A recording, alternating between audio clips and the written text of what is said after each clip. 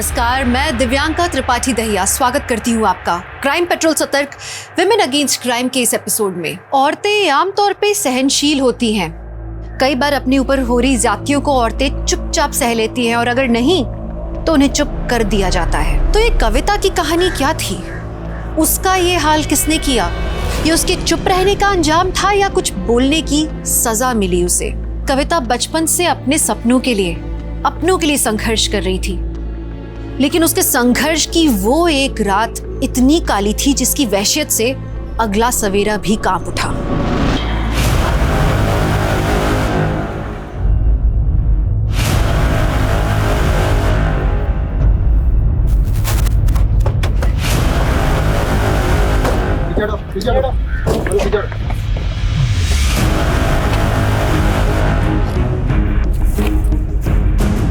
Sir जिंदा है, सांसें चल रही हैं। तुरंत गाड़ी में डालो, हॉस्पिटल पहुंचाओ, क्विक।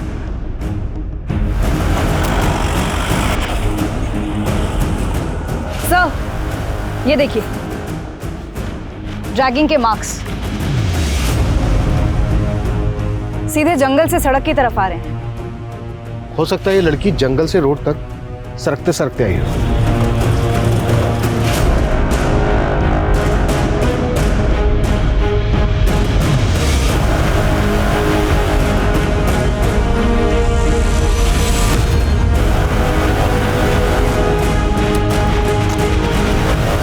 सर ड्रैगिंग के मार्क्स यहीं से शुरू होते हैं, इसके आगे कहीं भी ड्रैगिंग के मार्क्स नहीं है। लगता है घटना यहीं घटी है। उधर शराब की बोतलें और खाना देखकर लगता है किसी शराबी जुआरी ने इस घटना को अंजाम दिया है। लेकिन कोई रैंडम ऑफेंडर लड़की के हाथ पैर बांध के ऐसे क्यों छोड़ेगा? फिर भी इस तरह के सभी लोगों को राउंड अप करो और लड़की की पहचान पता करने की कोशिश करो। सर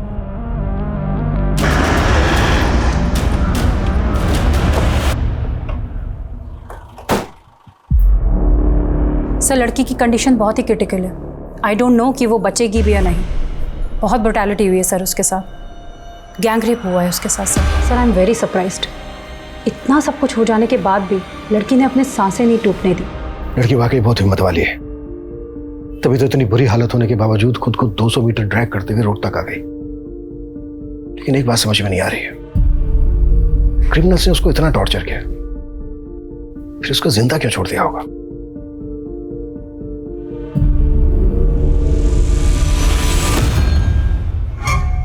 ए लड़की, ए चल निकल, छोड़ दिया तुझे, जा जा।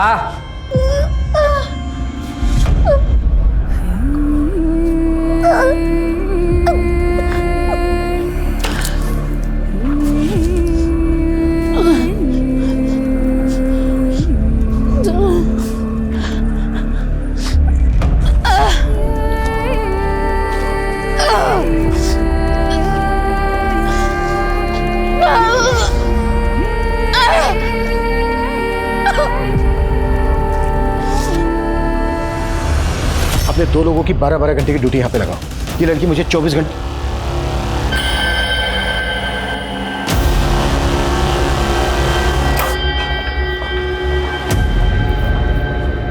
सिस्टर, इनका हाथ ऐसे ऐसे सीधा करना है ऐसे। राकेश फोटो लो।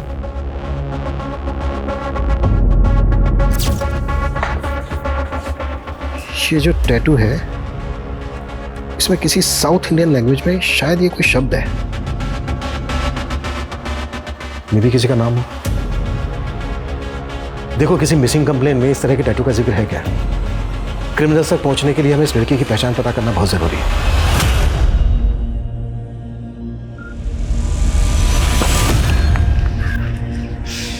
पापा का सपना था कि तो स्कूल की कबड्डी टीम में चुनी जाए, लेकिन अब हाल ये है कि स्कूल का फीस नहीं भरा तो स्कूल से नाम कट जाएगा। भैया क्यों ना हम पढ़ाई के साथ साथ कोई और काम ढूंढ ले? बाबा का सपना भी तो पूरा करना है। हम दोनों मिलकर माँ का हाथ बटाएंगे।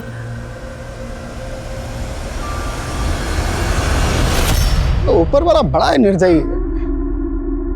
अब इस उम्र में तुझे विधवा कर दिया, ऊपर से 2 बच्चों का भार। वैसे तू ना चिंता मत कर, हम सब सही कर देंगे। तू ही पहुंचाए हमें इस हाल में, लेकिन तेरे इरादे हम कभी कामयाब नहीं होने देंगे। ये रस्सी जल गई, इसकी ऐंठन खत्म नहीं हो रही। तो रुक, अभी बताता हूं तुझे मैं। भाई भाई को तरह से तू सब।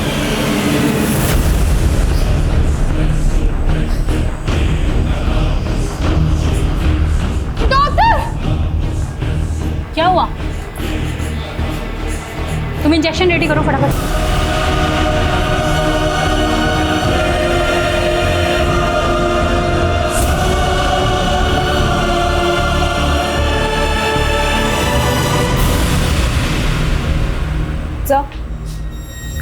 इस केस से जुड़ी कोई मिसिंग कंप्लेन तो नहीं मिली और उस लड़की की आइडेंटिटी पर भी कोई लीड नहीं मिल रही है। मैंने पता किया, उस लड़की के हाथ पे जो टैटू है वो कन्नड़ में वेंकट लिखा है। हो सकता है किसी आदमी का नाम हो जो उसके बहुत अजीज हो। सर हो सकता है वो लड़की कर्नाटका से यहाँ आई। मानसी एक काम करो, उस लड़की की फोटोग्राफ साउथ इंडिया के पुलिस हेडक्वार्टर्स में सर्कुलेट करो। Yes doctor. व्हाट? कोमा में चली गई?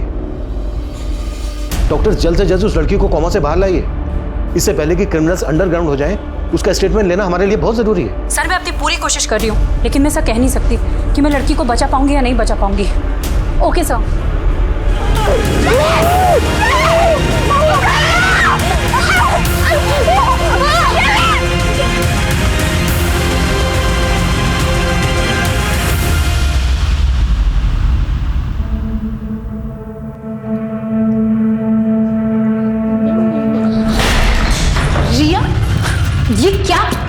ये क्या किया तूने? कहा था ना तुझे अपनी बेटी को काम पर मत लेके आना। अब इस नुकसान की भरपाई कौन करेगा? हाँ बेटा तू थोड़ा ध्यान रखा कर, ऐसी गलती होगी तो कौन काम पे रखेगा बता। एक काम भी छूट गया ना तो घर चलाना मुश्किल हो जाएगा। समझ नहीं आ रहा कि तुझे घर पर कैसे अकेले छोड़ के जाऊं। मम्मी मैं अकेली रह लूंगी, अब मैं बड़ी हो गई हूँ। तुम नहीं जानती कि दुनिया कितनी खराब है। मुझे आज भी याद है कि मैंने कितना सहा जब मैं छोटी थी। कविता का एक संसार था, लेकिन मुश्किल के वक्त में वो अकेले लड़ रही थी अपनी मौत के साथ। पुलिस को लग रहा था कि वेंकट कविता का कोई अजीज होगा, लेकिन अब तक पुलिस ऐसे किसी वेंकट को नहीं ढूंढ पाई थी जो कविता को जानता हो। कविता के गुनहगार उसके अपने थे या कोई गैर? दूर हो मुझसे, दूर हो।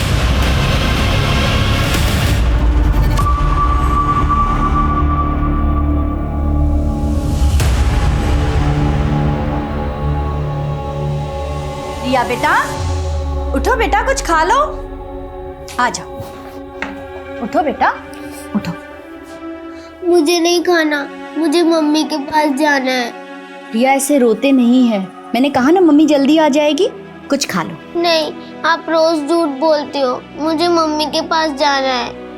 अच्छा एक काम करते हैं, मैं ना तुम्हें मोबाइल पर कार्टून दिखाती हूँ, फिर खाओगी?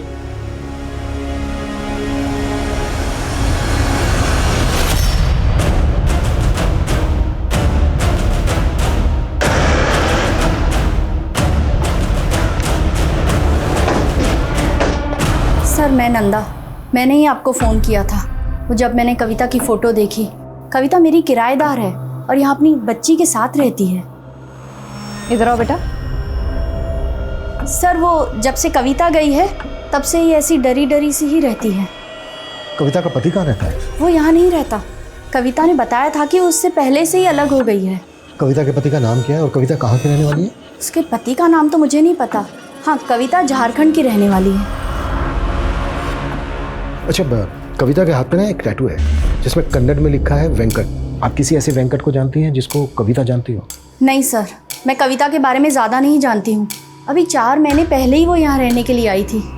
पर हाँ उसका एक बड़ा भाई है और आखिरी बार वो उससे ही मिलने के लिए गई थी। हाँ कविता? दीदी मैं अपने बड़े भैया से मिलने जा रही हूँ, आने में थोड़ी देर हो सकती है। आप तब तक रिया का ध्यान रखेंगे? हाँ हाँ बिल्कुल, अच्छे से रहना। बाय बेटा। बाय। लेकिन वो आई ही नहीं और जब मैंने यहाँ की पुलिस को बताया तो उन्होंने भी कुछ ज़्यादा इंक्वायरी नहीं की। कविता का भाई रहता कहाँ है? वो मुझे नहीं पता। कविता का नंबर तो होगा आपके पास? हाँ है। कविता के घर की तलाशी लो, हो सकता है कविता के घर में उसके पति और पति से रिलेटेड कोई क्लू मिल जाए। मिंटा जी आपको किसी पे शक है जो कविता का ही हाल कर सकता है? हाँ सर, एक आदमी है मंगल, और मैंने उसके बारे में पुलिस को भी बताया था, पर 2 महीने हो गए पुलिस उसे ढूंढ ही नहीं पाई। ढूंढ नहीं पाए मतलब? ये कौन है मंगल? क्या किया था इसने ऐसा? सर 1 नंबर का नशेड़ी है, पूरा मोहल्ला उससे परेशान रहता है। तुम दोनों को अभी अंदर करवाती हूँ। ठीक हो तो? लोकल पुलिस से कांटेक्ट करो, पता करो ये मंगल कौन है, इसकी पूरी हिस्ट्री निकालो।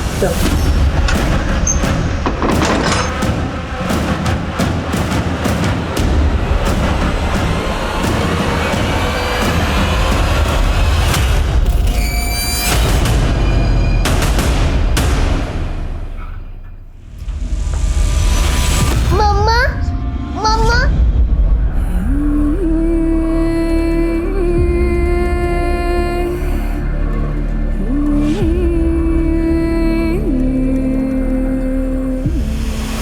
सर, गाजियाबाद पुलिस से मंगल और उसके दोस्त पिंटू का फोटो मिला है। कविता के गायब होने पर नंदा ने इन्हीं दोनों पर आरोप लगाया था। मंगल,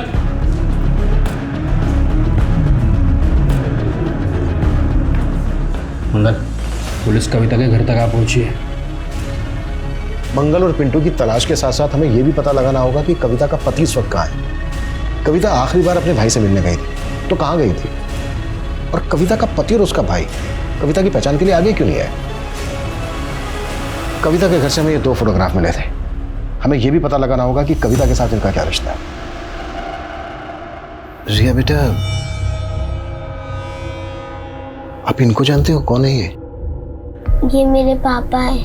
अच्छा, तो ये आपके पापा हैं। बेटा नाम क्या है इनका? संपत। अच्छा बेटा, आपके पापा आपके साथ क्यों नहीं रहते? यह जो मैं कह रही हूँ उसे हमेशा याद रखना। अगर तुम्हें कोई भी छूता है तो तुम्हें पता होना चाहिए कि किस इरादे से छू रहा। अगर कोई तुम्हें यहाँ छुए या ऐसे पकड़े तो समझ लेना वो ठीक नहीं है, गलत है। वहां से भाग जाना या मदद के लिए जोर से चिल्लाना ठीक है।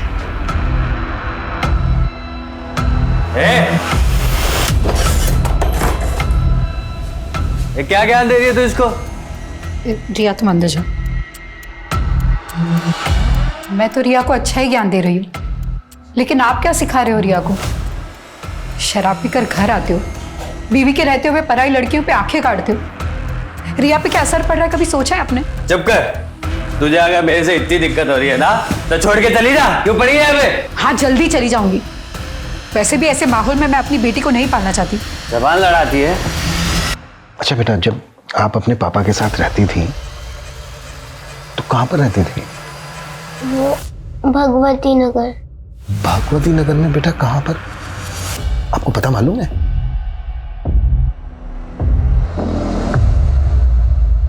अच्छा बेटा, ये कौन है, इनको जानते हो? ये मेरे प्रवीण मामा है। तो बेटा ये जो साथ में है ये आपकी मामी होंगी, है ना? हाँ, सुजाता मामी। बेटा आपकी नंदा आंटी ने बताया था कि आपकी मम्मी आपके प्रवीण मामा से मिलने गई थी।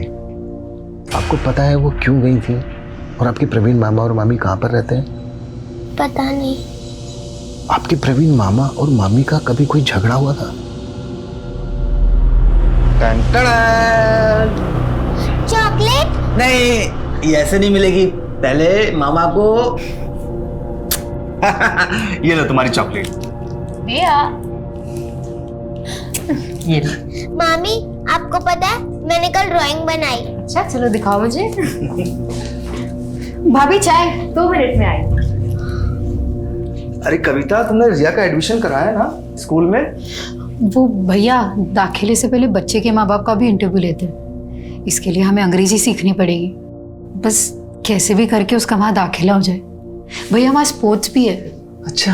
अब हम तो कबड्डी प्लेयर बन नहीं पाए, पर रिया हमारे बाबा का सपना जरूर पूरा करेगी। अच्छा है ना? बनेगी ना तो कबड्डी प्लेयर?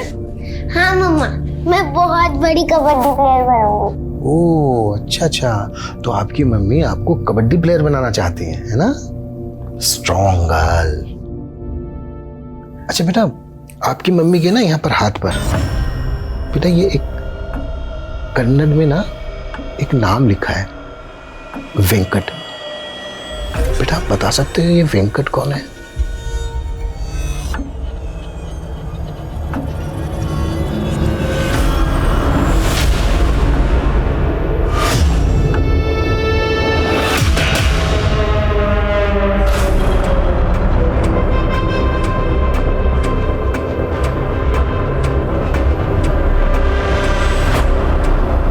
जी नमस्ते साहब, हम आपका जुगाड़ सेट कर दिए साहब, रात को पहुंच जाएगा आपके पास।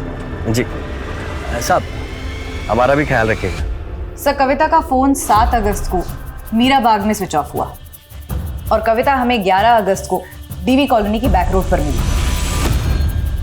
पॉसिबल है 7 अगस्त से लेकर 11 अगस्त तक लगातार कविता को टॉर्चर किया जा रहा हो।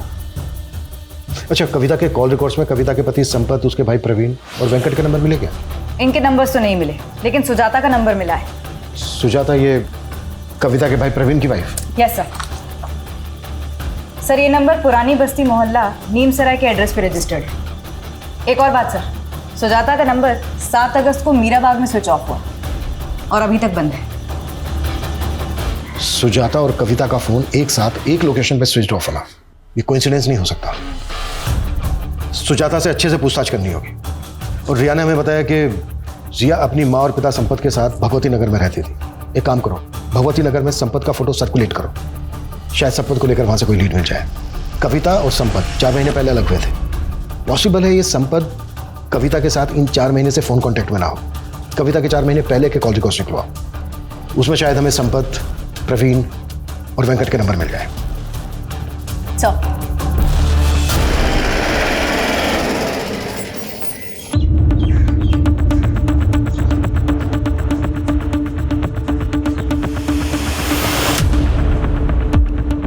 यहाँ तो अक्सर ताला ही लगा रहता है।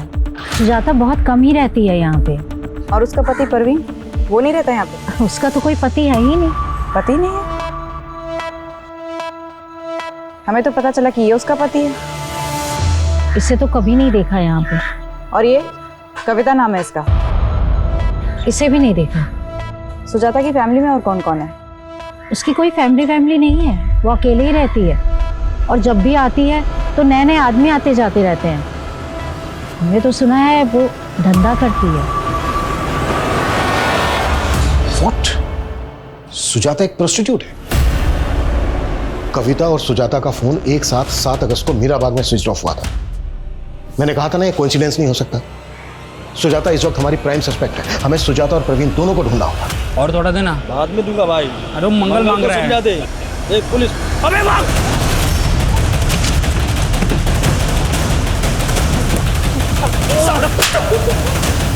ये बोल, कविता के साथ क्या क्या किया तूने और मंगल ने? अब मैंने कुछ नहीं किया कविता के साथ। वो मंगल ने कुछ किया होगा तो मुझे नहीं पता साहब। मंगल का है? मैं नहीं जानता साहब मंगल का है। जब तक ये मंगल का पता ना बता दे कुत्ता साले को। साहब मैं सच में नहीं पता साहब। सर, स्कॉच सर्विसेज के एक वेब पोर्टल पर सुजाता का फोटो मिला, ये देखिए। बुक करो इसे और ट्रैप करो। संपत के बारे में कुछ पता चला? सर, उसके झारखंड वाले घर में भी ताला लगा हुआ है। झारखंड पुलिस से पूछा तो पता चला कि संपत दिल्ली के किसी बार में वेटर है, लेकिन कौन से बार में ये नहीं मालूम चला। तो मालूम करो संपत क्यों और किस मकसद से गायब है। कहीं ऐसा तो नहीं है कि वो इस केस का राजदार है?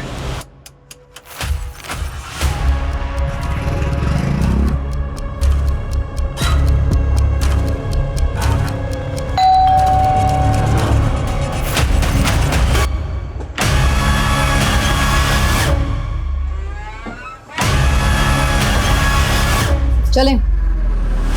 नहीं सर, सर आप जिस नंबर की बात कर रहे हैं वो मैंने ही इस्तेमाल करती थी। वो तो कविता का भाई प्रवीण इस्तेमाल करता था सर। तो प्रवीण कहाँ है?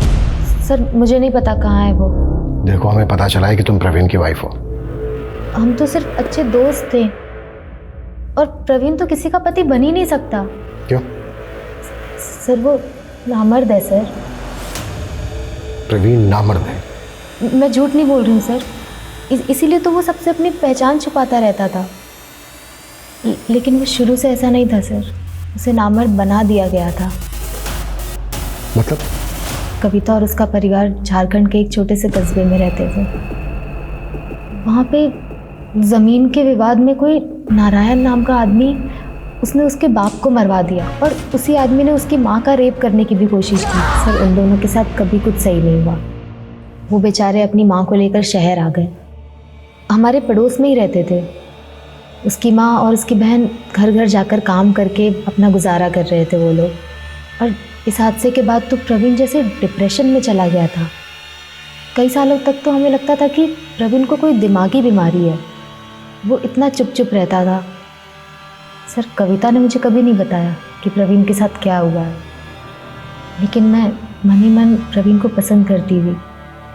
और फिर एक दिन मैंने उसे बाजार में इसे देखा। जब उसकी माँ गुजर गई और कविता की भी शादी हो गई, उसके बाद तो प्रवीण और भी अकेला हो गया था। लेकिन मैंने एक सच्चे दोस्त के नाते उससे मिलना बंद नहीं किया। वो तो कविता की बेटी और उसके पति को भी अपनी सच्चाई नहीं बताया। उन्हें यही लगता है कि मैं उसकी बीवी हूँ। लेकिन तुमने अभी तक ये नहीं बताया कि प्रवीण कहाँ है। सर, कई महीनों से मैं प्रवीण से नहीं मिली हूँ। कविता का पति कहाँ है अब? इस बारे में मुझे नहीं पता सर। कविता कौन से गांव की रहने वाली है? गोदा गांव के रहने वाले हैं वो लोग। कविता के हाथ में यहाँ टैटू है एक, जिसमें कन्नड़ में लिखा है वेंकट। ये वेंकट कौन है? मुझे नहीं पता सर।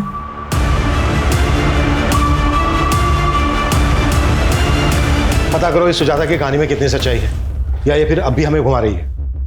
झारखंड पुलिस से कांटेक्ट करो। सर पल्लवी नाम की एक लॉयर है, कविता के बारे में कुछ बात करना चाहती है।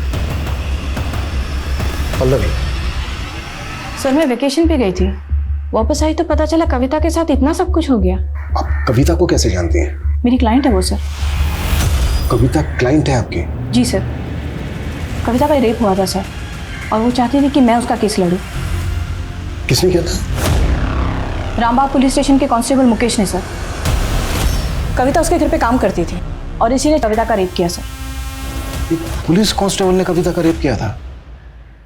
जी हाँ सर, और उसके पति ने भी उस बेचारी का साथ नहीं दिया सर। ये आंसू बहा के मत दिखा। हाँ, क्या भरोसा, तू खुद सोई हो उसके साथ जाकर, और जब मन भर गया और लगा कि मुझे तेरे इस रिश्ते के बारे में पता चल जाएगा तो नाटक कर रही है।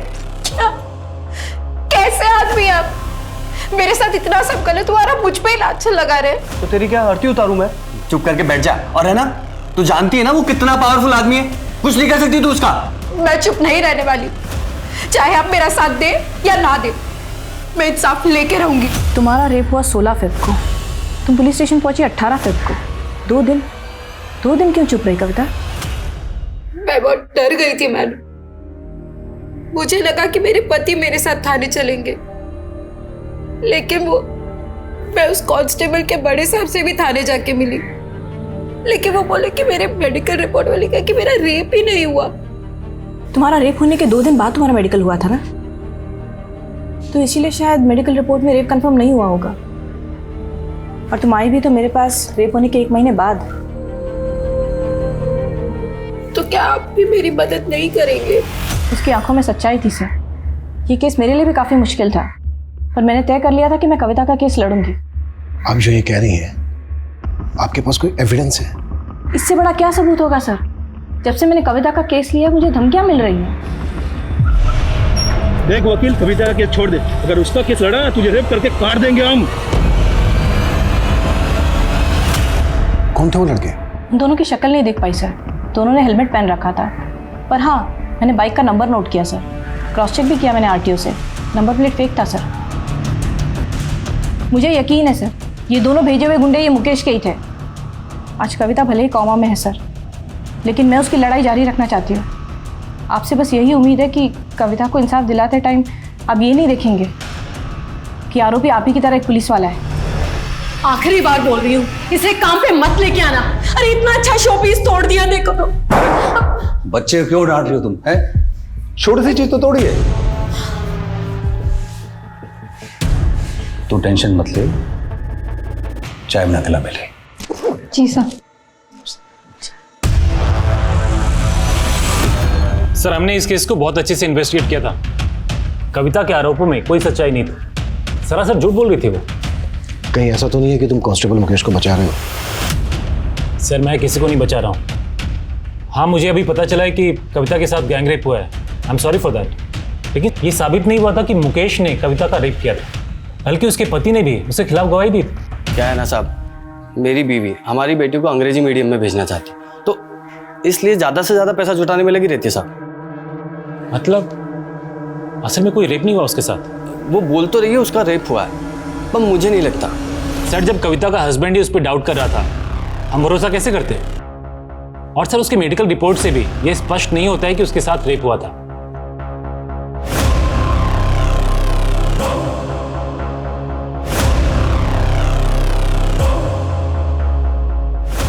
नहीं सर, ऐसा नहीं है जैसा आप कह रहे हैं। सर दरअसल क्या है कि कविता की बेटी ने हमारे घर में एक कीमती सामान तोड़ दिया। मेरी बीवी उदिता ने उसकी बेटी को डांट दिया। बस सर इसी खुंदक में उसने मुझे बदनाम करने की कोशिश की। लेकिन उसके पति ने तो स्टेटमेंट दिया है कि वो ये सब करके तुमसे पैसा वसूल करना चाहती थी। कहीं ऐसा तो नहीं है कि वो स्टेटमेंट देने के लिए तुमने उसके पति को खरीद लिया था? सर मैंने ऐसा ना तो किया है और ना ही मेरे खिलाफ कोई ऐसा आरोप साबित हुआ है। इनफैक्ट मैं तो छुट्टी लेके चला गया था जब ये इन्वेस्टिगेशन शुरू हुई थी, ताकि इन्वेस्टिगेशन अच्छे तरीके से हो जाए। और फाइनली सच्चाई निकल कर आई सबके सामने और मुझे मेरी वर्दी वापस मिल गई। पर उसने कसम खाई थी तुम्हारी वर्दी उतरवाने की। वो अब भी कोर्ट में जाना चाहती थी तुम्हारे खिलाफ। कहीं ऐसा तो नहीं है कि इसी डर की वजह से तुमने? सर मैं अभी भी रेडी हूँ। आप जो इन्वेस्टिगेशन करना चाहते हैं कर लीजिए, और अगर कोई भी चीज़ मेरे खिलाफ आती है तो मैं सजा पाने के लिए भी तैयार हूँ। जिस कॉन्फिडेंस के साथ कांस्टेबल मुकेश बात कर रहा था, उससे तो यही लग रहा है कि उसने फुल प्रूफ प्लान बनाया होगा। आई एम श्योर इसने कविता के हस्बैंड को भी खरीद दिया होगा। सर हो तो ये भी सकता है कि कांस्टेबल मुकेश ने मंगल की रंजिश का फायदा उठाकर ये कांड करने के लिए उसका इस्तेमाल किया। सर कविता का फोन मीराबाग में ही बंद हुआ था, और सर उसी दौरान वहाँ की पुलिस को एक किन्नर की लाश मिली थी। सर इसका फोटो है, लेकिन सर इस लाश का चेहरा कविता के भाई प्रवीण से हूबहू मिलता है। और सर प्रवीण भी तो किन्नर ही था। इसका मतलब सिर्फ कविता ही नहीं, बल्कि कविता का भाई प्रवीण भी क्रिमिनल्स के टारगेट पे था। जी सर, सुजाता ने हमें जो इन्फॉर्मेशन दी थी वो भी सही थी सर। 12 साल पहले कविता के पिता सुबोध की हत्या हुई थी, जिसका प्राइम सस्पेक्ट नारायण ही था। लेकिन सर पुलिस को नारायण के खिलाफ कोई सबूत नहीं मिला था। पर क्या 12 साल पुराने उस हादसे का इस केस से कोई कनेक्शन हो सकता है? शक के आधार पर पुलिस नारायण को भी इन्वेस्टिगेट कर रही थी। 12 साल पहले हुए गुनाहों से ज्यादा उसने मौजूदा वक्त में बर्बरता देखी।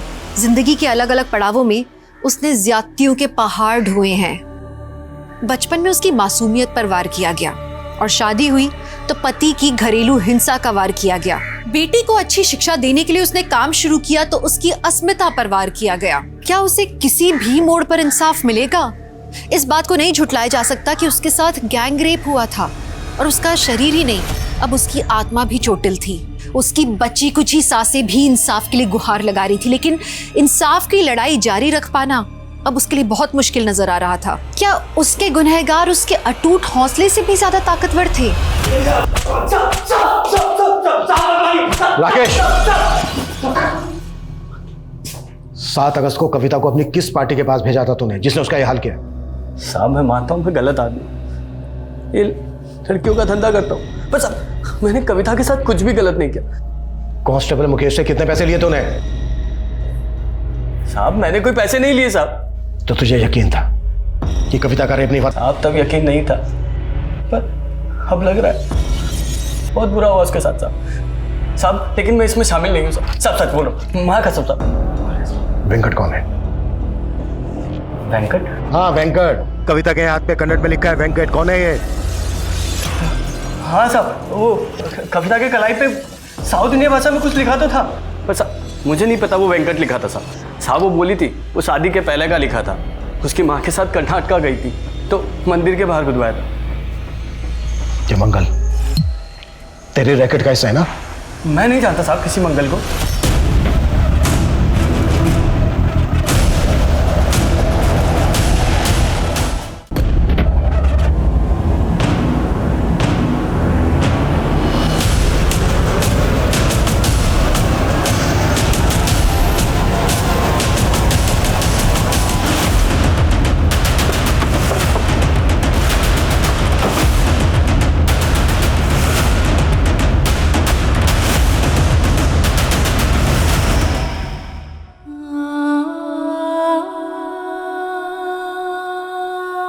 सर मेरा फ़ोन आया था सर, मैं बस 2 मिनट के लिए बाहर गया था।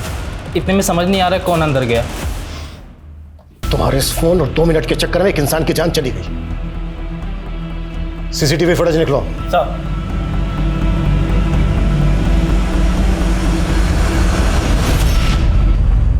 इसने सर कपड़े तो वार्ड बॉय के पहने हैं, लेकिन ये हमारे हॉस्पिटल का स्टाफ नहीं है सर। इस आदमी की फोटो हर जगह सर्कुलेट करो, पता करो ये कौन है। हॉस्पिटल के बाहर का सीसीटीवी फुटेज भी चेक करो ये आदमी कहां से आया, किस डायरेक्शन से आया और किस डायरेक्शन में भागा। क्विक।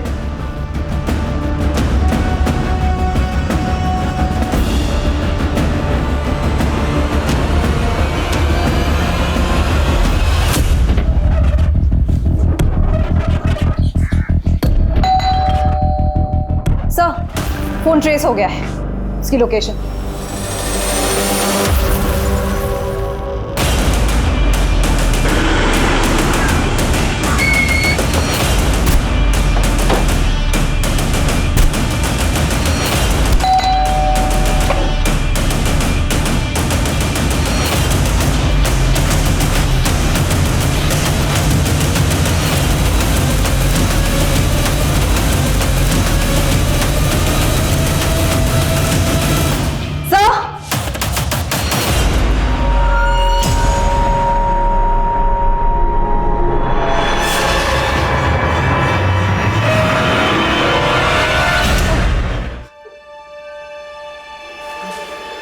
चलो हो जाओ शुरू। बताता हूँ सर, बताता हूँ सर। पहले हमने उसके भाई को मारा।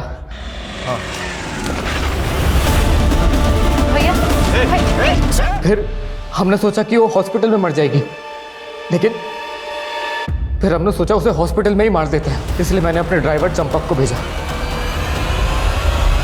और ये सब तुमसे पल्लवी ने करवाया ना? हाँ। मैं नहीं जानती इसे।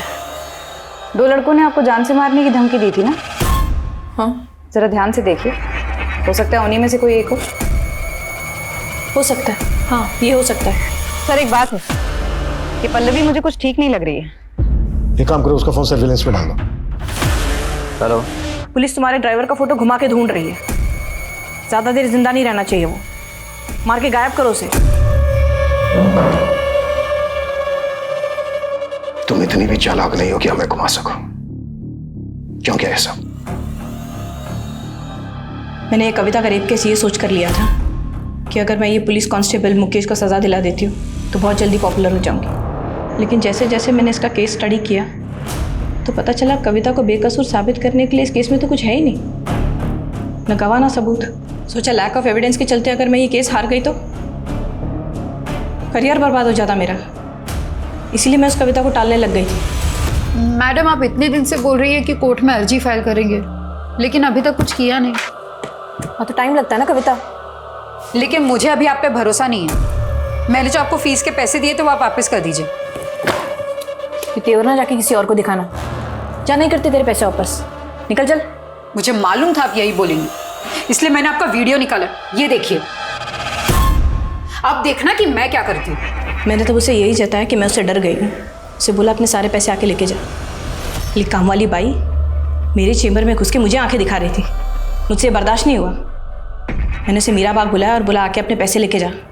फिर मैंने अपने बॉयफ्रेंड गुलशन को भेजा, उसने उसे वहीं से उठाया और एक वकील के पेशे को बदनाम किया है तुमने, और तुम्हें इसके लिए जरा भी पछतावा नहीं है।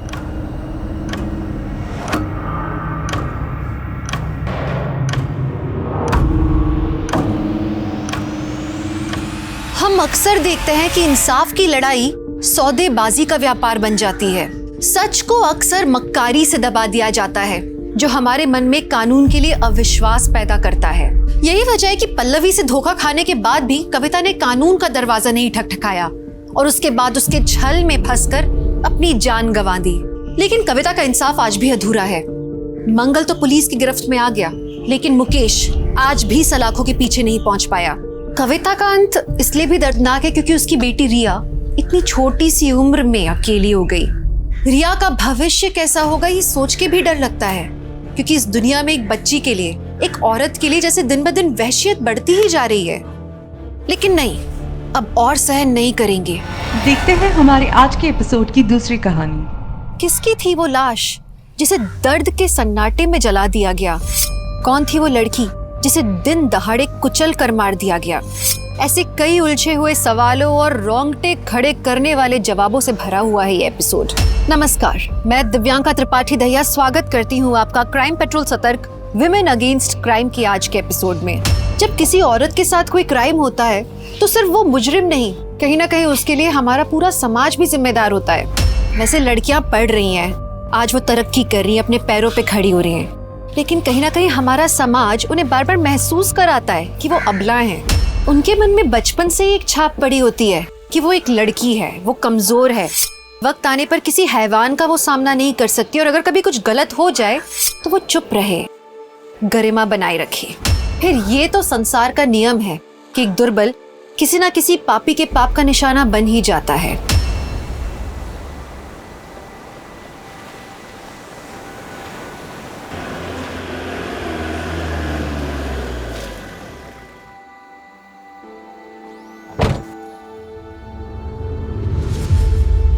नमस्कार।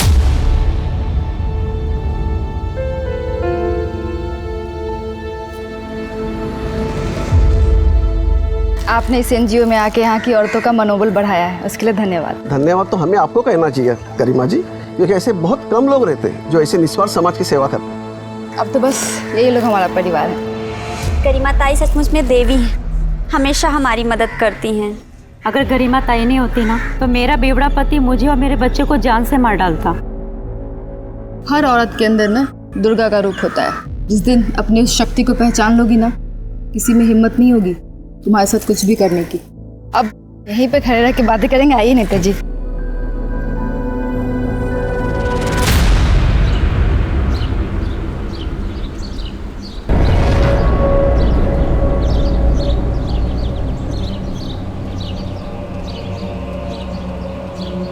माल लोड करवाओ। क्या करती है? ऐसे नहीं।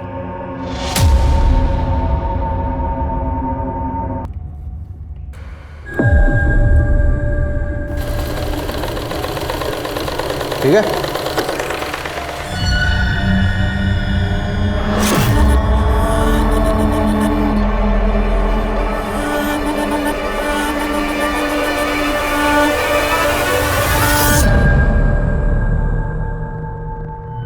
और प्रताप, उस गारमेंट फैक्ट्री के बारे में कोई अपडेट? सर काफ़ी टाइम से नज़र बना के रखा हूँ उस गारमेंट फैक्ट्री पर, लेकिन वहाँ कुछ टेढ़ा काम होता हुआ नज़र नहीं आ रहा सर। तो काम इतना सीधा होता तो तुम्हारी ज़रूरत ही नहीं पड़ती। नज़र बनाए रखो और ख़बर देते रहो। ठीक है सर।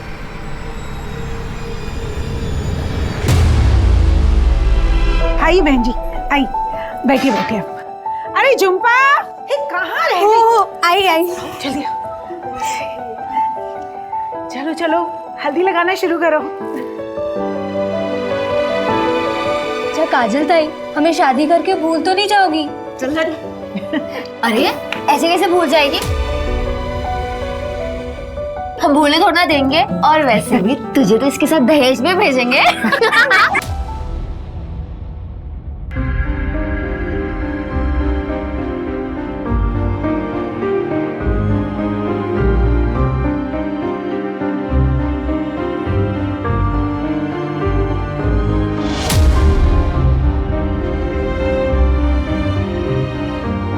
कम से कम 10,000 रुपए। इतना ज्यादा? हमारी दोस्त को हमसे छीन रहे हो, ये तो बहुत सस्ता हुआ। अरे ठीक है, अच्छा ठीक।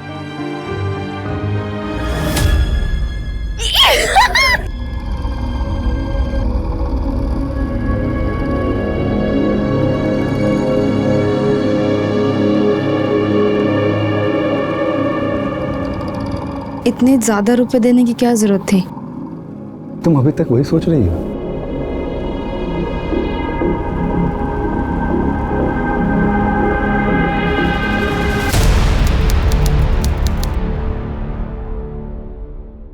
तो तुम ही बताओ ना, कैसे करूं मैं ये सब मैनेज? अरे यार, तुम्हारा ये क्या रोज का नाटक है?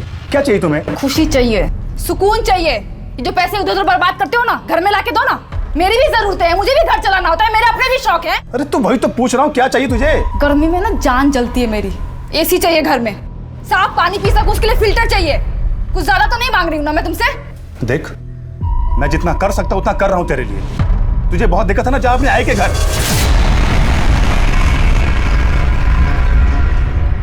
काजल बेटा, 2 बर्तन साथ में होंगे तो खनक तो उठेगी ना। अरे निखिल ने तुझसे गुस्से में कह दिया कि आई के पास चली जा, इसका मतलब ये तो नहीं ना बेटा कि तू अपना घर पति सब छोड़ के आ जाएगी। मम्मी निखिल मेरा बिल्कुल भी ख्याल नहीं रखते मम्मी। पत्नी हो ना उनकी ज़िंदगी में क्या हो रहा है जानने का हक है ना मुझे। वो कितना कमाते हैं, कहाँ खर्च करते हैं, कहाँ उड़ाते हैं, मुझे कुछ भी नहीं बताते। अब तुम ही बताओ कैसे चलाऊंगी घर में। बेटा सब ठीक हो जाएगा, तू चिंता मत कर। काजल काजल काजल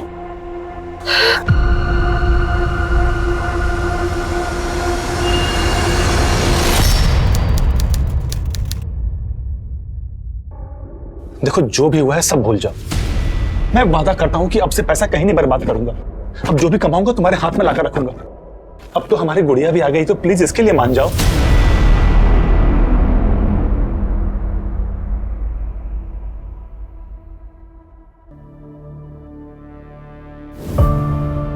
अरे कैसी है तू? बस आप ही का नाम लेती है गरिमा ताई। इतनी बड़ी हो गई है ये। गरिमा ताई वो पैसों का कुछ बंदोबस्त हुआ क्या? मधु ये लो। धन्यवाद ताई। खूब पढ़ाओ इसे। जब एक आदमी पढ़ता है ना तो सिर्फ अपनी जिंदगी सुधारता है, लेकिन जब एक औरत पढ़ती है तो पूरे समाज को सुधारती है। किसी भी बात की टेंशन मत लेना तुम। चलो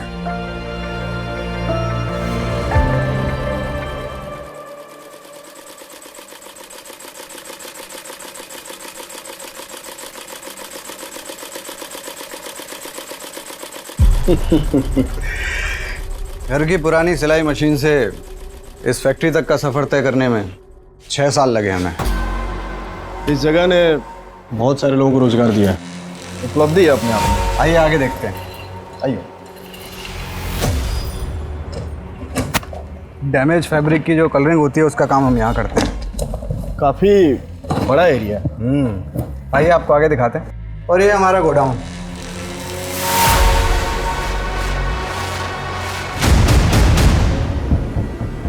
यहाँ क्या है दर्पण? ये तो बस स्टोर रूम है। देख सकते हैं क्या? अरे इसमें देखने के लिए कुछ नहीं है, आप आइए ना, मैं आगे दिखाता हूँ।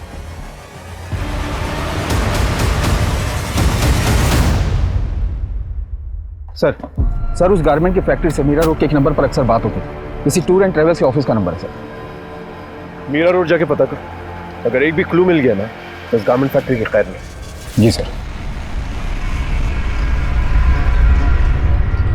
मुझे कुछ समझ नहीं आ रहा, मैं क्या करूं? मुझे तुमसे मिलना है।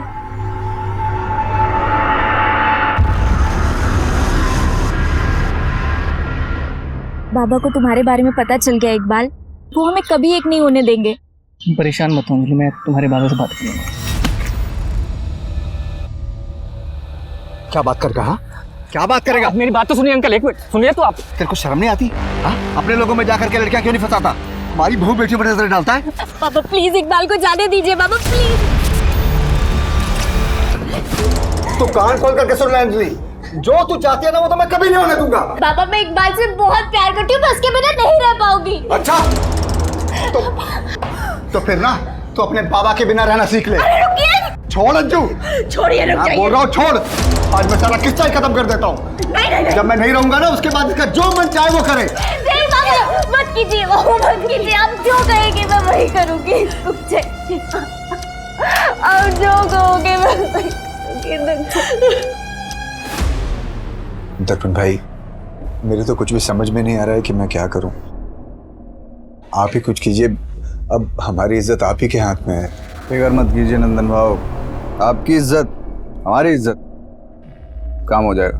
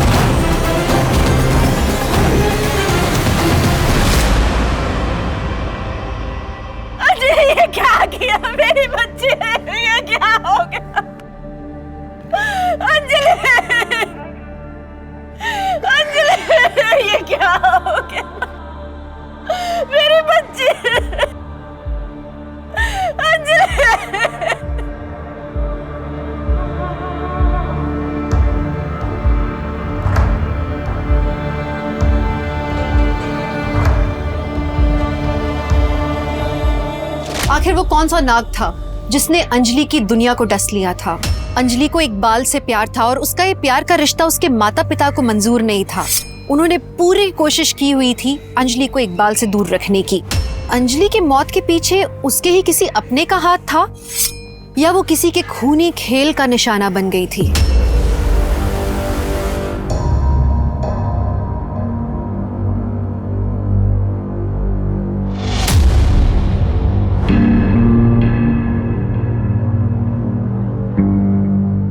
कुछ भी करो, मैं और ज्यादा बर्दाश्त नहीं कर सकती। मैं तुमसे और ज्यादा अब दूर नहीं रह सकती।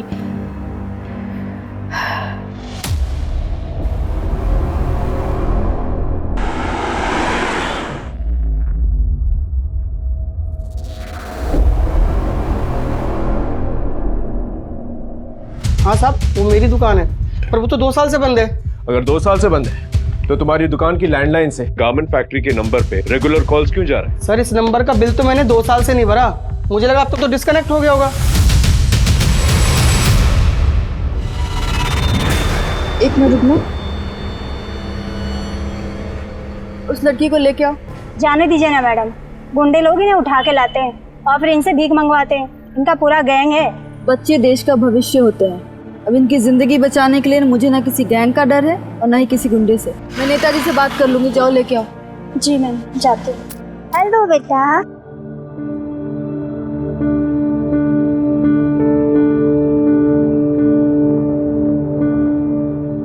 क्या नाम है तुम्हारा? श्वेता। अच्छा, आओ बैठो।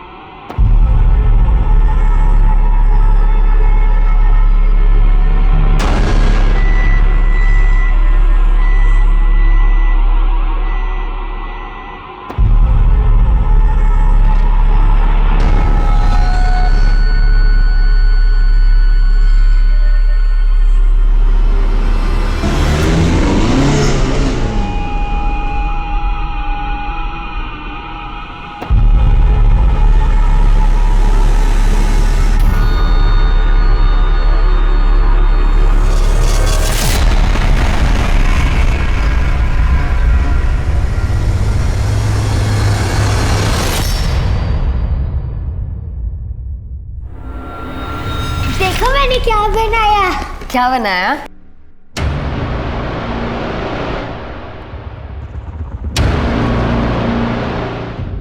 मेरी कुछ समझ में नहीं आ रहा खुशी में क्या करूं। मैंने कभी नहीं सोचा था कि निखिल ऐसा कुछ करेगा। तू परेशान क्यों होती है? सब ठीक हो जाएगा और तू जब तक चाहती है यहाँ रह सकती है। कब तक मैं तेरे ऊपर बोझ बनी रहूंगी? मुझे अपना भी तो कुछ करना होगा ना खुशी। देख, तू जाना चाहती है तो जा, मैं तुझे रोकूंगी नहीं, पर कम से कम हीना को तो मेरे पास छोड़ दे। मेरी भी तो बेटी है ना।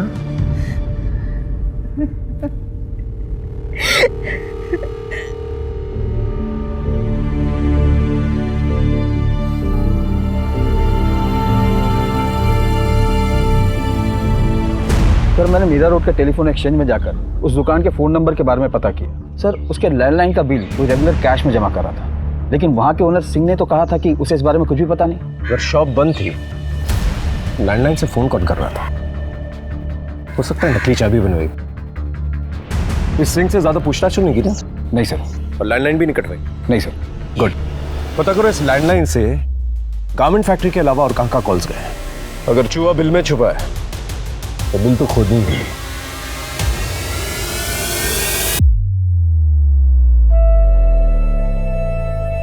अरे किधर गई?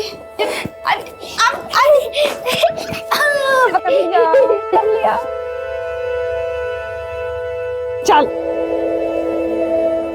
अच्छा, तुम्हारे आ जाने के बाद ना इस शैतान की शैतानियां और बढ़ जाती है। मम्मी, मैं आपको मेरा ड्राइंग दिखाऊं? हाँ। संभाल कर। तू कैसी है? ज्यादा परेशान तो नहीं करती ना? बहुत परेशान करती है, लेकिन मुझे एक बात बताना, अगर बेटी अपनी माँ को परेशान नहीं करेगी तो किसे परेशान करेगी? थैंक यू खुशी। अगर तू नहीं होती ना तो पता नहीं मैं क्या करती। मैं गुमसुम काजल से गरिमा ताई कभी नहीं बन पाती, लेकिन मैं यहीं तक रुकने वाली नहीं हूँ। मैं ना औरतों की जितनी मदद हो सके ना उतनी मदद करूंगी। मुझे कुछ ठीक नहीं लग रहा है।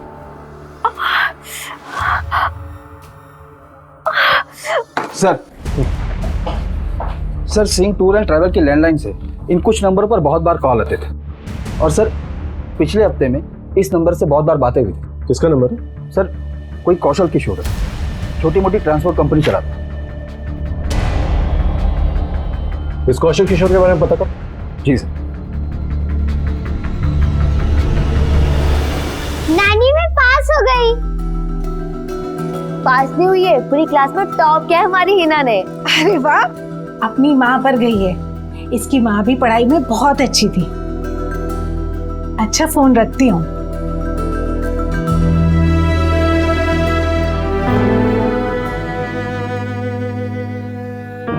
काजल ने हमारी जिद पर निखिल से शादी की थी।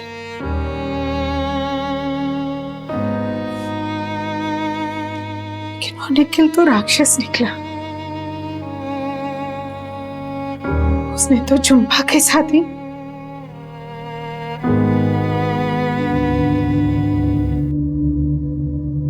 झुम्पा, तुझे कितनी बार कहा है खाना टाइम से खा लिया कर। होता है, बस ये साफ कर लूं। अच्छा चल ठीक है। और ये हिना ना रात भर सोती है ना सोने देती है। अब जाके सोई है तो मैं सोचती हूँ थोड़ी सी झपकी मैं भी मार लूं। निखिल आने वाले होंगे, तुमको खाना खिला देना। होता है। चल और तू भी खा ले जल्दी। होता है।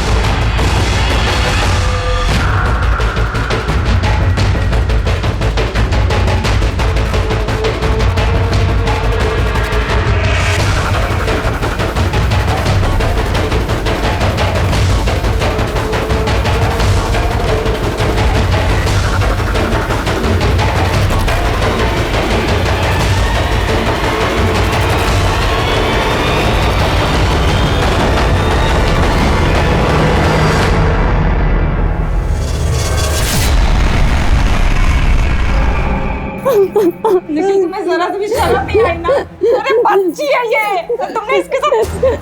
अरे झूठ बोल रही है, मैंने उसको छुआ तक भी नहीं है। जितना मैं तुमको जानती हूँ ना उससे कहीं ज्यादा इसको जानती हूँ। ये मुझसे झूठ नहीं बोल सकते। निखिल तुम उसको जानो, लेकिन मैं इस चक्कर में नहीं पड़ सकता।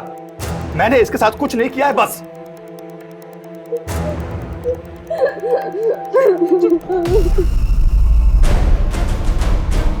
तुम्हें क्या लगा था कि तुम मेरा पति हो तो मैं तुम्हें माफ कर दूंगी?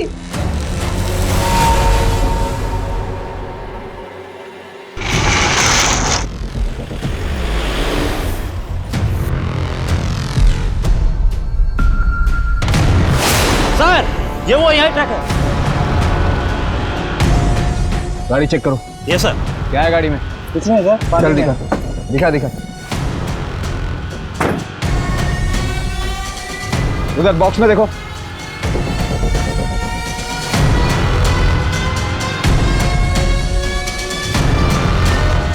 सर ये तो ड्रग्स है।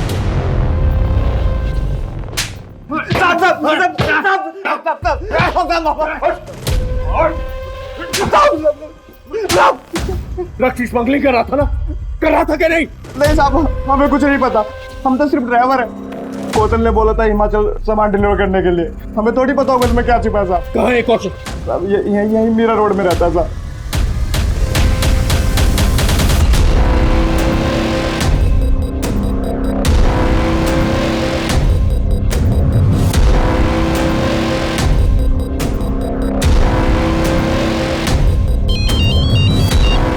हाँ क्या हुआ? सर वो निकल गया। पुलिस के लिए उस गारमेंट फैक्ट्री से जुड़ा कोई भी राज ढूंढ पाना अब नामुमकिन सा हो गया था। लेकिन कहते हैं ना कि पाप का घड़ा कभी ना कभी भर ही जाता है।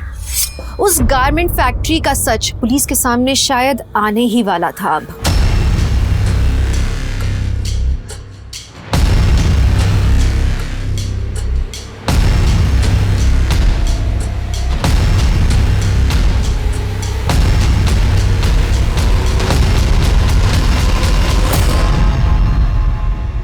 सर मुझे कंप्लेन लिखवानी है।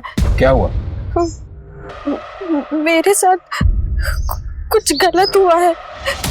बड़े सर किधर है? क्या हुआ?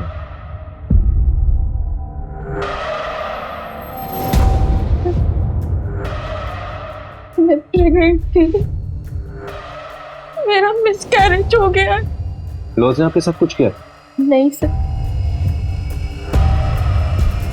मैं उस दिन उषा नगर वाले गारमेंट फैक्ट्री में गई थी।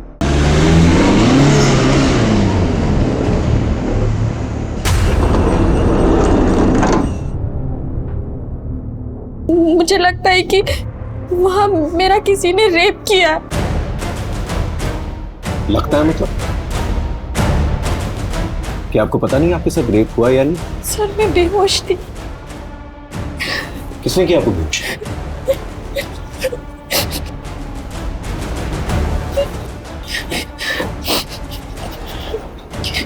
देखिए डरिए मत, जब तक आप हमें खुल के नहीं बताएंगे हम आपकी मदद नहीं कर पाएंगे। सर मेरे पति यूएस रहते हैं, अभी 5 महीने पहले ही गए। वहां जाने के बाद वो सारी चीजें अरेंज करने वाले थे, इसलिए मैं इंडिया में ही रुक गई। सर उनके जाने के बाद मुझे पता चला कि मैं प्रेग्नेंट हूँ। मैंने 5 महीने तो कैसे तैसे निकाल लिए, लेकिन बाद में मुझे लगा कि हमारा पहला बच्चा है, हम दोनों को साथ होना चाहिए। नीलम छुट्टी बिल्कुल भी नहीं है, और अगर मैं इंडिया आया तो नौकरी चली जाएगी।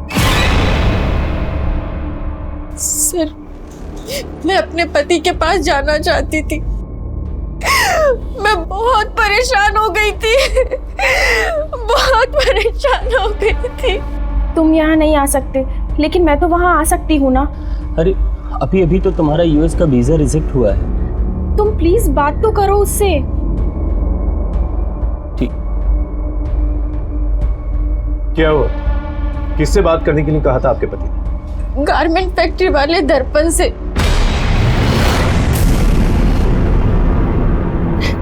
दर्पण से क्यों? वो इलीगल तरीके से लोगों को यूएस भेजता है।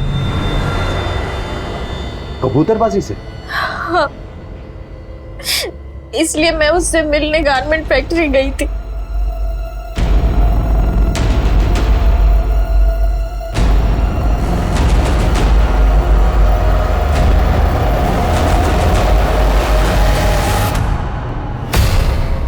आप पक्का इस हालत में वहाँ जाना चाहती हैं? हाँ, मेरा जाना बहुत ज़रूरी है।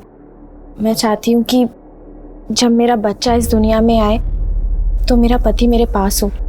ठीक है फिर, ये देखिए, हम आपको पनामा के जंगल क्रॉस करवाएंगे, उसके बाद मैक्सिको पहुँचाएंगे, मैक्सिको से फिर यूएस बॉर्डर। लेकिन बॉर्डर क्रॉस करने में अच्छा खासा रिस्क होता है। हाँ मैं समझती हूँ। देखिए सफ़र काफ़ी मुश्किल भरा होता है, कई बार ट्रक्स के अंदर, ऑयल टैंकर्स के अंदर छुप छुपा के जाना होता है। तो हम अक्सर ऐसा करते हैं कि नींद का इंजेक्शन दे देते हैं ताकि तकलीफ बहुत कम हो। और आपकी हालत देखकर ऐसा लगता नहीं कि हमें वहाँ जाके रिस्क लेनी चाहिए, तो मैं तो कहता हूँ एक बार यहीं पैच टेस्ट कर लेते हैं ताकि पता चल जाए कि कोई साइड इफेक्ट तो नहीं। ठीक है। ओके, तो ये आपको इंजेक्शन लगा देंगी, मुझे थोड़ा ज़रूरी काम है, मैं चलता हूँ।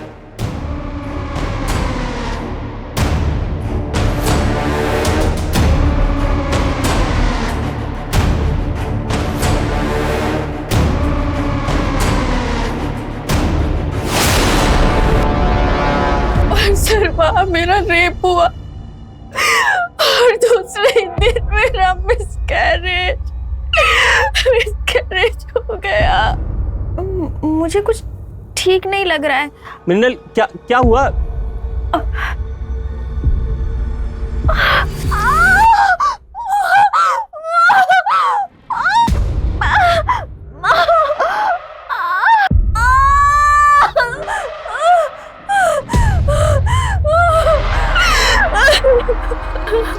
तो तब क्यों नहीं आए आप हमारे पास? सर, मेरे पति लीगल तरीके से यूएस गए थे। अगर पुलिस को पता चलता तो वो उन्हें वापस बुला लेती।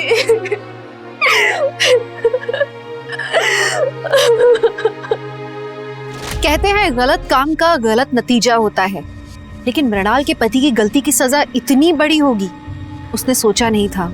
मृणाल की शिकायत के बाद पुलिस ने उस गारमेंट फैक्ट्री का पूरा सच जानने की कोशिश की, लेकिन उनके हाथ कुछ भी नहीं लगा। सर उस गारमेंट फैक्ट्री के खिलाफ तो कुछ नहीं मिला, लेकिन मृणाल के बयान से तो ये साफ है कि उस फैक्ट्री में उसके साथ रेप हुआ था। सर चलकर दर्पण को उठा लेते ना। लेकिन ये साबित कैसे करेंगे कि मृणाल का रेप वहां पर हुआ था? लेकिन सर उस फैक्ट्री में कबूतरबाजी होती है, इस बिना पर रेड तो डाल सकते हैं वहां पर। कबूतरबाजी के लिए हम लोग वहां पर रेड भी मार लें, लेकिन बाकी जो इलीगल एक्टिविटीज होती है उसे कैसे साबित करेंगे? ये मत भूलो कि मृणाल का रेप वहां हुआ था, और मृणाल एक वाहिद लड़की जिसने उस गारमेंट फैक्ट्री के खिलाफ जो है कंप्लेंट की है। सबसे पहले तो उसका पति फंसेगा क्योंकि वो इलीगली यूएस गया था। पहले इस गारमेंट फैक्ट्री के खिलाफ सारे सबूत इकट्ठा कर लें, फिर action. I am very sorry sir, मैं जानता हूँ कि मैंने गलत किया है। गलती की सजा तो जरूर मिलेगी। गलती की सजा तो मुझे मिल गई है सर। दर्पण ने तुम लोगों को कोई डॉक्यूमेंट दिया था? कोई भी डॉक्यूमेंट, टिकट वगैरह? नहीं सर, हमारे हाथ में तो उन्होंने कुछ भी नहीं दिया था सर। हम 5 लोग एक साथ गए थे, उनमें से एक ही बंदा था जिसके हाथ में सब कुछ था। पैसे कैसे दिए थे उसे? सब पैसे सब कैश में दिए थे। और दर्पण के बारे में किसने बताया था तुम लोगों को? नंदन भाऊ ने।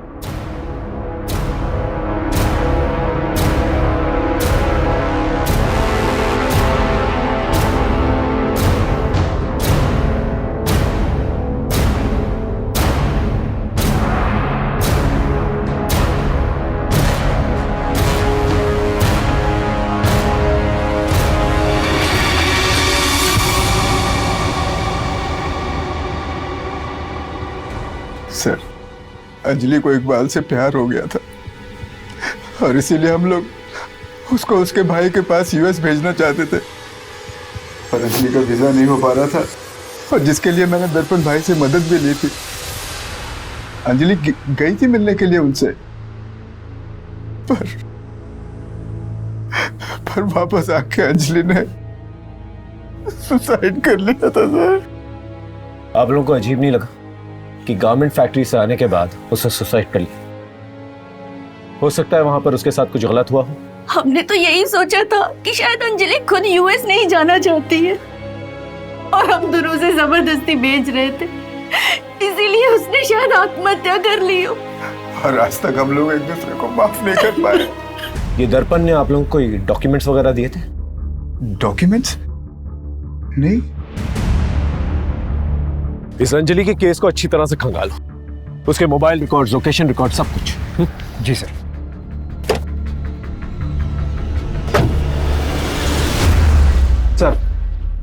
सर अंजलि ने गारमेंट फैक्ट्री जाने से पहले इकबाल को 4 बार कॉल किया था, और रात को तकरीबन 10 बजे इकबाल ने अंजलि को 12 कॉल किए थे, जिसमें से एक ही रिसीव हुआ था। और कुछ?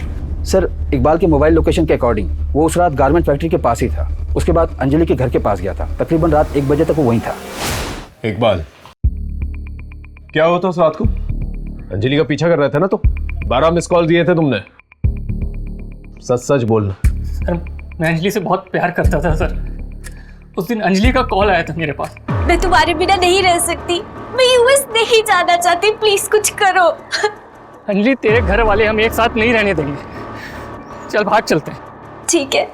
अंजलि अपना सब कुछ छोड़कर मेरे साथ चलने के लिए तैयार थी सर। हमने प्लान किया था कि वो फैक्ट्री से सर सीधा मेरे पास आएगी सर। मैंने टिकट्स बुक कर लिए थे दिल्ली की तरफ, सब रेडी था सर। मैं गारमेंट फैक्ट्री के बाहर उसका वेट करता रहा सर, वो आई नहीं सर।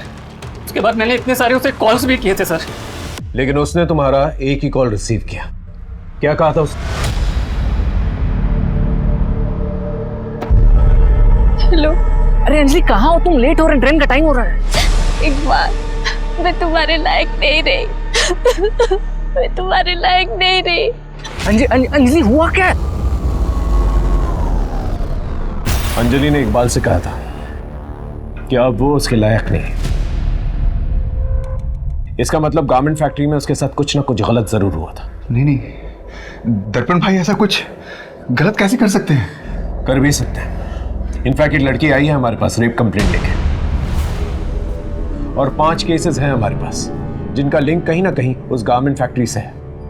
आप लोग सिर्फ कंप्लेन कीजिए, अगर उसने किया है नहीं किया है हम उससे गुलवा लेंगे।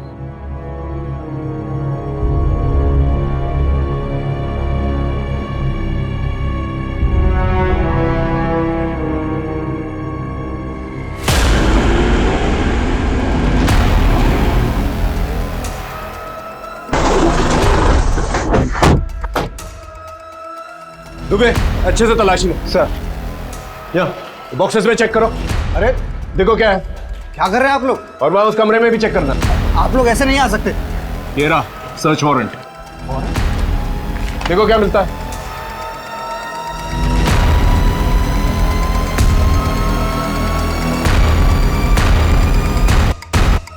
सर।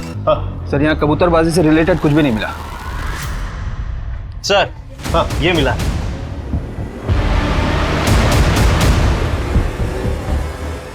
सर मुझे नहीं पता ये सब यहाँ कैसे आया। क्या है ये? वो मैं लाया था साहब इनके लिए।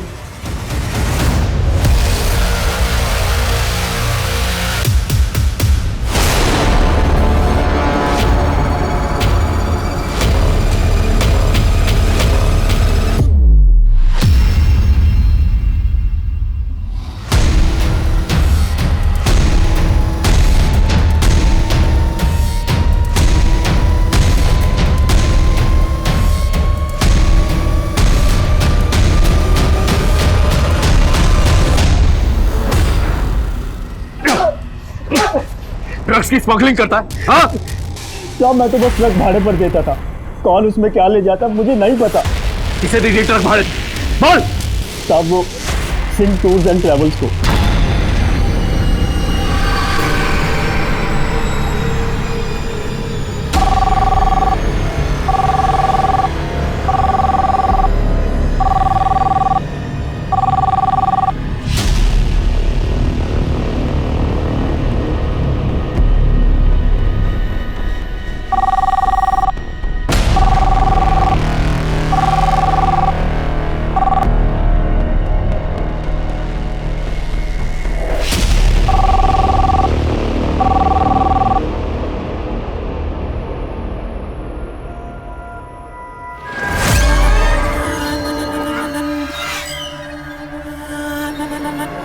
हेलो।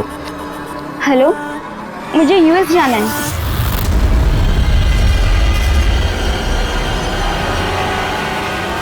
मैं यूएस में जॉब के लिए जाना चाहती हूँ, लेकिन मेरा वीज़ा नहीं हो पा रहा है क्योंकि मेरे सर्टिफिकेट में थोड़ा प्रॉब्लम है। हो जाएगा, हम आपको मैक्सिको के रास्ते यूएस भेज सकते हैं, लेकिन रास्ता थोड़ा खतरनाक है इसलिए कई बार बेहोश करना पड़ता है। तो एक बार टेस्ट कर लें ताकि कहीं कोई साइड इफेक्ट तो नहीं। ठीक है।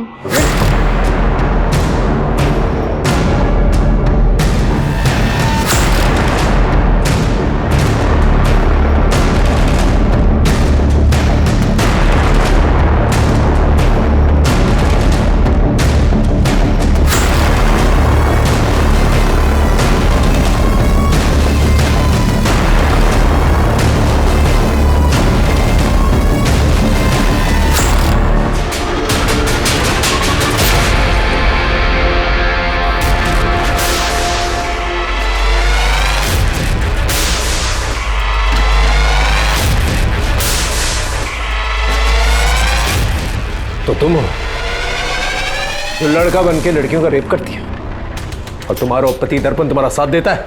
लेके जाओ।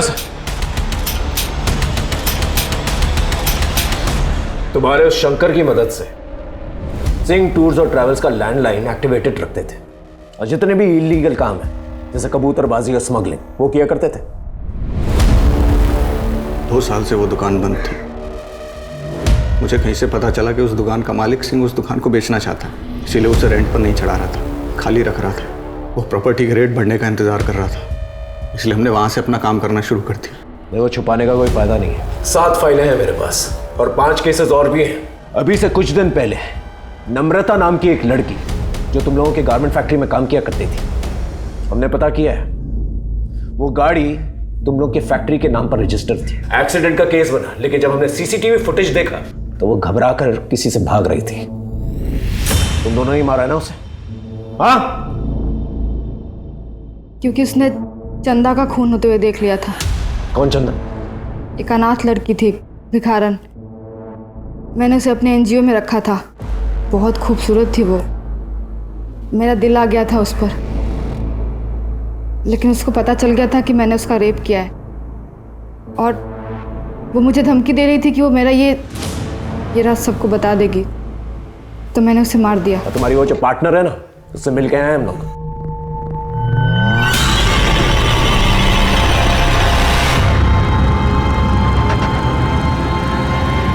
हाँ, मुझे लड़कियां पसंद है।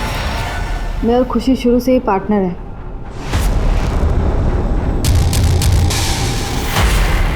समाज को दिखाने के लिए तुम दोनों ने शादी की?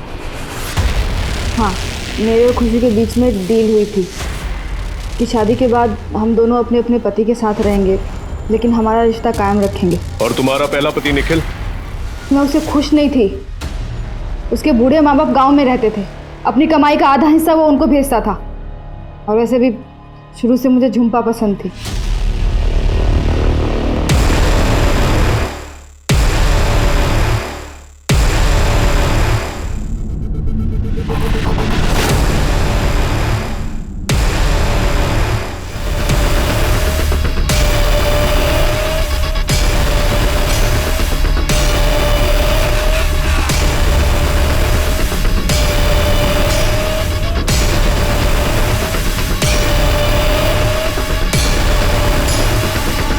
मैंने उसका रेप किया और सारा इल्ज़ाम निखिल पे डाल दिया। निखिल वो सदमा बर्दाश्त नहीं कर पाया और इसलिए उसने अपनी जान ली। और फिर तुमने दर्पण से शादी कर? क्योंकि दर्पण मुझे समझता है। अंजलि का रेप भी तुम नहीं किया? बोलो। उसको इलीगल तरीके से यूएस जाना था, लेकिन फिर वो यूएस नहीं जाके अपने घर वापस चली गई। और घर जाने के बाद जब वो रेप का सदमा बर्दाश्त नहीं कर पाए, उसने अपनी जान ली, सुसाइड कर। शर्म आनी चाहिए तुम्हें। लोग तुम्हें देवी मानते हैं, तुमने एक राक्षस जैसा काम किया। क्या करूं सर, लड़कियों का शौक है मुझे। अब अपने शौक जो है ना, जेल में पूरे करो।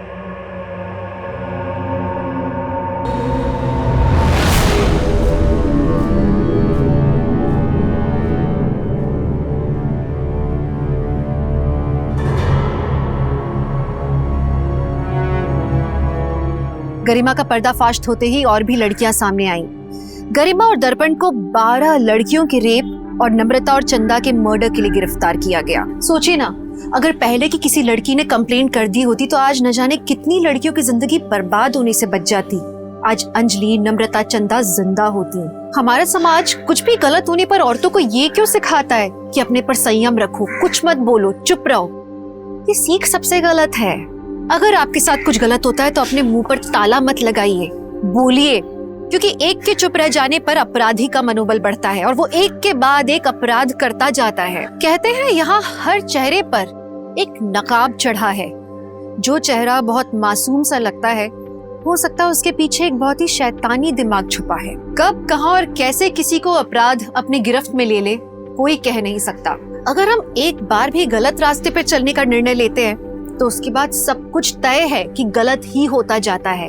इसलिए जरूरी है कि हमेशा हम कानून के दायरे में रह के सब काम करें, क्योंकि कानून का दायरा एक ऐसी लक्ष्मण रेखा है जिसे लांघने पर बदनसीबी का शिकंजा जिंदगी के गले पर कसता जाता है।